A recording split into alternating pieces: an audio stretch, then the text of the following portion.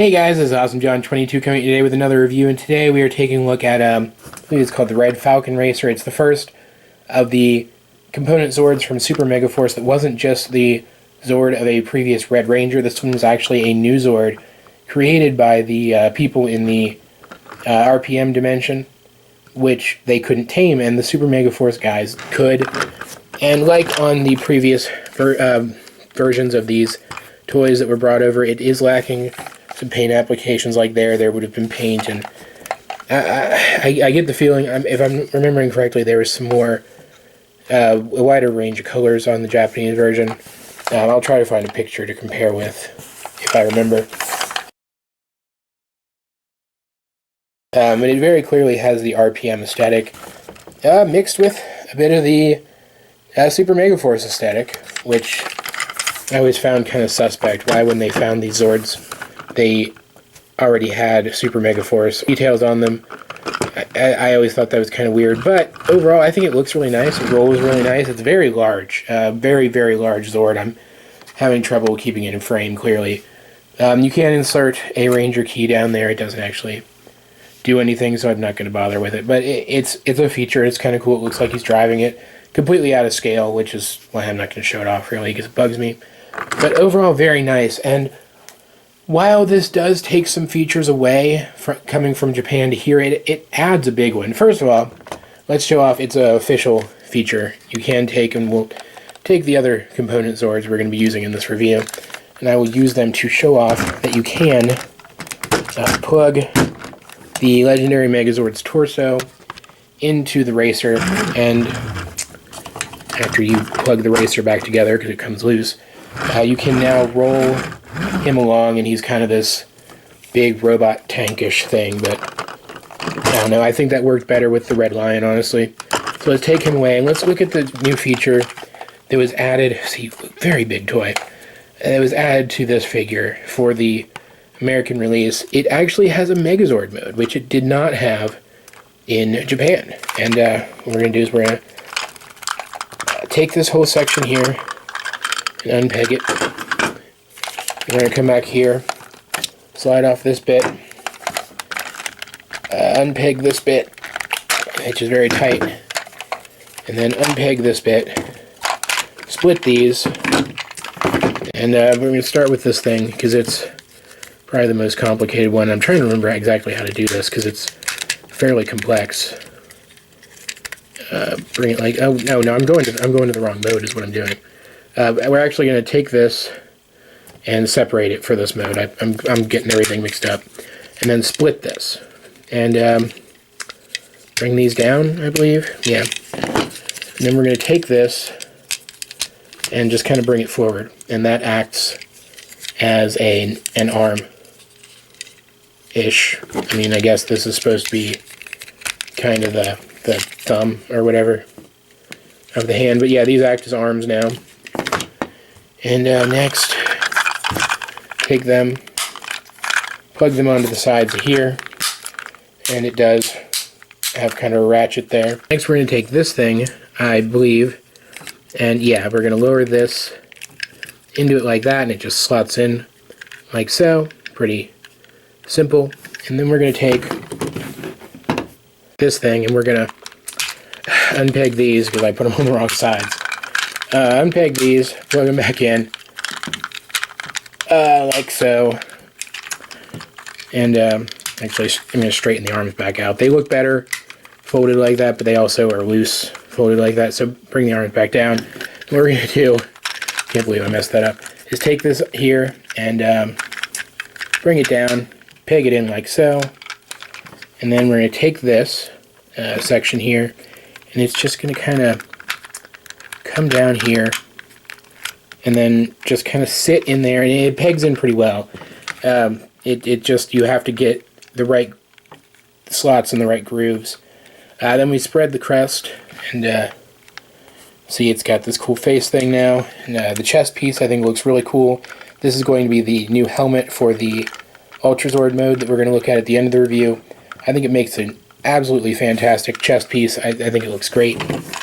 Next we're going to take these things, and I believe you're supposed to unpeg these.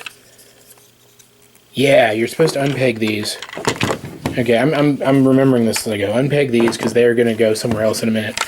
And then take these and fold up this section here. And we're gonna do that. Set them there. Do that on both sides. Fold up this section here, and then peg them together to make kind of a pelvis. And then we're gonna take this and delicately, so that nothing comes apart, we're gonna take these two pegs, peg them into the pelvis, and of course this came loose, so we fix that. Which is the only issue I do have with this thing, is it's slightly cumbersome. But yeah, bring this up like so to show it off, and we're going to take these and bring them in, and they act as shoulder ornamentation and also kind of hide the wheels. And the cool thing is these wheels bend. You actually do have some kind of articulation there, which otherwise it's just the standard Super Sentai articulation. And it's not the best looking Megazord I've ever seen, because the arms are kind of, haphazard and dinky, but you can also bring these up as well, which give you kind of these little exhaust pipes. You can see molded in exhaust pipes facing up, which is a detail for the Ultrazord mode, which we'll get to in a minute. It's so dusty. I thought I got him pretty well dusted, but it's still getting dust everywhere. It's a decent looking Megazord. It's not perfect, but it's a decent looking Megazord, and I think it was really cool, a really cool idea to give us this mode that not even the Japanese toy had. To combine him, of course, we're going to need, you already saw the components we're going to need the red Legendary Zord, as well as the arms of the Q-Rex Megazord, which is what we've got here, as well as both of the Legendary Megazord's swords. So just kind of set him off to the side for a second. Let's come back to the big Falcon-y dude thing over here, and just kind of break him apart, because he is very much a parts former. Again, these are very tight pegs there.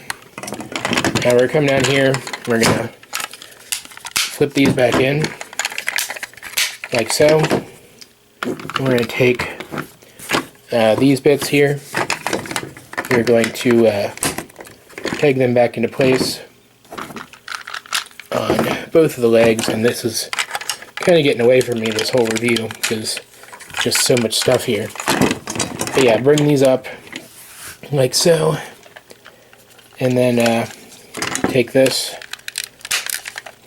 and just peg it in to both of these as you would the regular Megazord legs to form these new legs.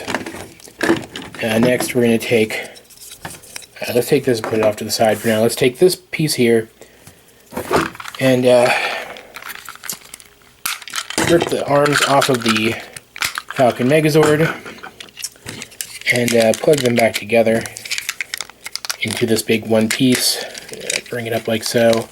Again, because we're going to take this, we're just going to slide it back in there like so. And what we're going to do is we're going to take this thing, bring Legendary Megazord's chest down first, and let's bring the camera up so you can see this. We're going to take this thing, we're going to this is the one issue you have to worry about with this figure, is this black piece does pop out very easily. But yeah, split these and bring these these bits down, making very sure you can take this piece out if you want, but just splitting it slightly, like that, like what just happened there. Splitting this very slightly is enough to loosen that up. So you have to hold everything together, and you're going to take it and plug it into his chest, like so. And you can take this bit off if you want. I don't really mind it. I kind of like it there. Because, I mean, he's got so much protruding forward in this mode anyway. Bring that down so you can see. I don't feel like it actually stands out sitting there, but you can do what you want. Next we're going to take this bit here, and we're going to take it And I'll first take this, bring it up to make a thumb, and then plug it over the Q-Rex hand to make this giant exhaust port hand. We're going to take this, and first we're going to bring this black bit down, then we're going to slot both of his swords into the top to make this giant adorned helmet thing, which then comes up here, and as long as it's black, it's this little black platform. You have to slot it into the top of the Megazord's basic head. So there's that, and next we're going to take this, we're going to fold these back, come to the back of the figure, and there are these two notches here, and this just pegs into the back, mostly for storage. I mean, it has no functional purpose there at all. But yeah, there we have the Super Megaforce Ultrazord. At least that's what I call it. I don't know if it ever got an official name in the series, but we have the Super Megaforce Ultrazord in its combined mode, and this is probably going to be the last Power Rangers review I'm going to do for a long time, guys. This is the last figure I have that I haven't already reviewed, and it feels kind of good, I'm not going to lie. And it also feels kind of good to say I really like this thing. I really like this was the final combined mode we got in Super Megaforce, which let's not kid ourselves here, it had a really let down ending. It wasn't nearly as epic as they built it up to be. This thing was sufficiently epic. They used it a few times in the show. It looked really nice. Did some really cool things.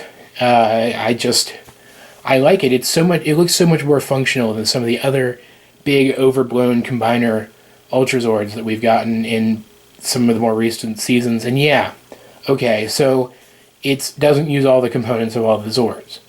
That's perfectly fine. Taking the best components of some of these things and putting them all together, I think is a great idea, and I think it really works out well. So if you guys can find the Red Falcon Racer, I believe is what it's called, even as a toy, if you can find it, it's a big deluxe size Zord, just like any of the Megazords. I actually recommend getting it, especially if you have, well, I recommend getting it if you have the other figures in the line. I say use your best judgment whether or not you want to get it if you don't. But I really feel like this figure, overall, is a win. Despite the fact that it's a parts former, despite the fact that it's not actually a Zord from one of the previous seasons, I really like it. I think if you're a Power Rangers fan, if you're a fan of the Power Rangers Zords, you will too. And the fact that it has the combined Megazord mode, like not even the combined Megazord mode, just the standard Megazord mode, I think actually elevates it a bit above the Japanese toy. Now, the Japanese toy had all kinds of details here painted into the chest. That bums me out. I think that would have looked really cool. But overall, if you can't get your hands on the Japanese version, this is more than a better substitute. It's actually a surprisingly good figure. And that review actually ran shorter than I expected it to, because that's pretty much it. I hope you enjoyed the review. I certainly enjoyed making it. If you did, if you didn't, either way, please help me out and like and subscribe, and leave a comment down below if you feel so inclined. In the description down below, you'll find links to all the other things I'm working on, including a link to my collection list, updated regularly. Check it out. If there's anything in it that you would like me to review, let me know, and I will see what I can do. This has been Awesome John 22, and I will talk to you guys later.